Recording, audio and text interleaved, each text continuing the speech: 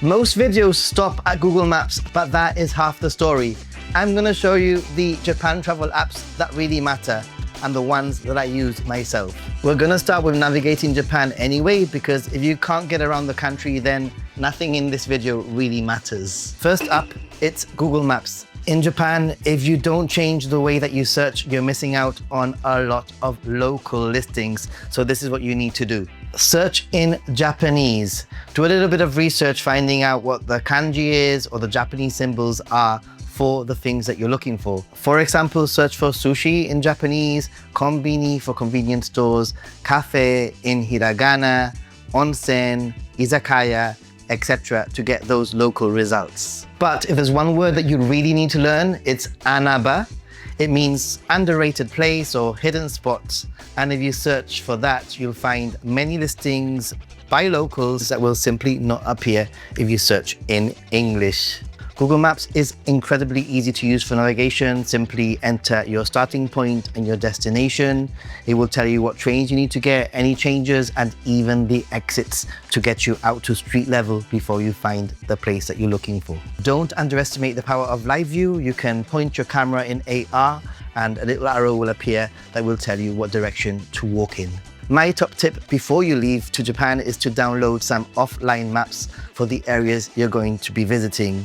These offline maps won't include transit information, but they will help you get to your hotel if you don't have any internet connectivity. And finally, Google Maps has a very useful bookmarks or lists feature where you can start planning your trip in advance, adding all the things that you want to see, and you'll see it right there in your map when you're in Japan. Another app that is mentioned very often is Japan Travel by Navitime, but I feel that these days it just feels a little bit bloated and some of the features are behind a paywall. However, it definitely is the best app if you do have a pass, like a Japan Rail Pass, as it will show you all the routes using that pass. Yes, I am going to mention eSIMs or data connectivity because if you don't have a connection to the internet, you simply won't be able to use half of these apps anyway. I recommend an eSIM because you can set it up before your trip and you don't have to fumble with a tiny little SIM card when you arrive in Japan. And the best thing is, at the moment that you arrive, you already have internet connectivity. There are so many service providers nowadays.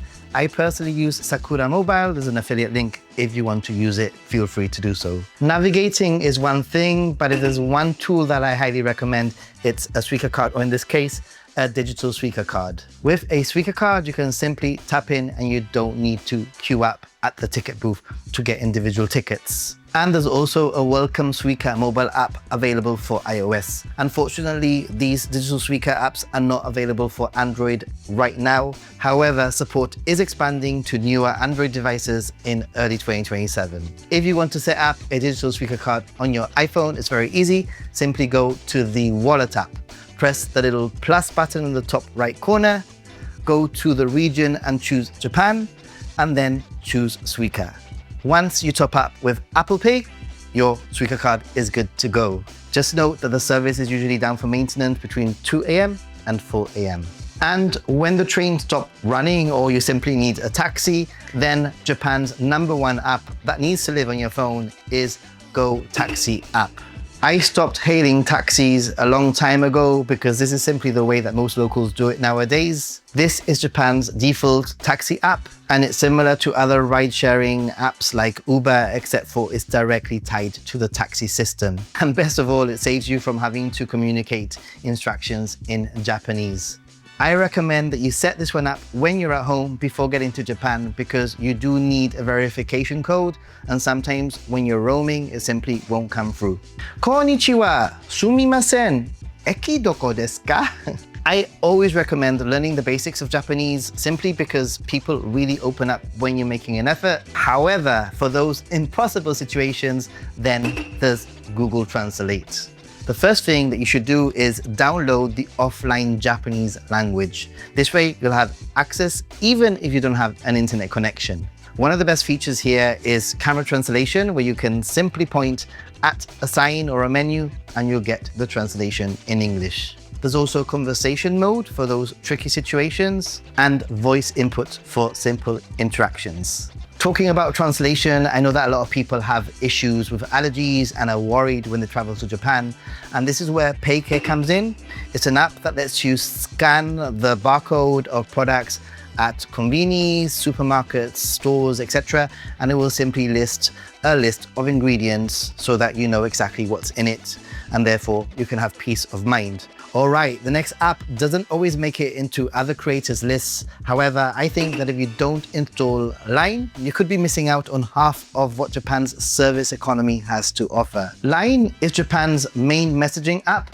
People simply don't really use WhatsApp, but the key thing here is that many restaurants use Line as a QR code ordering system. And many times you get access to coupons and discounts by simply scanning a QR code. So yes, I'd say it's very useful even if you're not gonna be using it to message anyone. And when it comes to restaurants, you should definitely install Tabelog. It's Japan's serious review app. But don't be scared of the rating system that can sometimes feel very low. A 3.0 rating can mean decent, 3.5 can usually mean very good, and 3.7 rating and above is usually excellent. This app can sometimes be better for discovery than Google. However, I do feel that Google has a far bigger offering of listings. Just note that when using Tabelog, there is usually a booking fee attached. Now, here's a did you know that in Japan you can actually leave your luggage at hotels before check-in or when you check out? I love the fact that you can pretty much find lockers in stations and in many other places. However, if you don't have access to a locker and you really need one, then there's Ekpo Cloak, the app that lives on my phone just in case I need a place to store my luggage. Ekpo Cloak has a network of cafes, stores, post offices, etc. that will keep your luggage for you. It is really quite handy to have. I don't normally use this app, but I'm so glad that I have it because sometimes I simply can't find a toilet, and Flash is a toilet finding app that works pretty well. However, you can always search for toilet in Google Maps and that works pretty good too.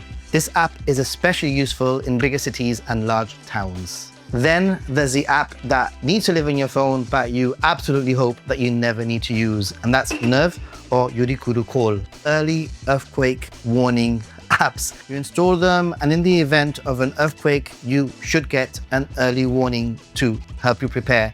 Not only that, but these apps usually give you tips on what to do in different situations. I know that a lot of people struggle with finding out what needs to be booked before their trip to Japan and when these attractions need to be booked. There are so many complicated rules, book 2 months before, 15 days before at a certain time, etc. So I've actually built a free tool that you can use to help you figure out when things need to be booked.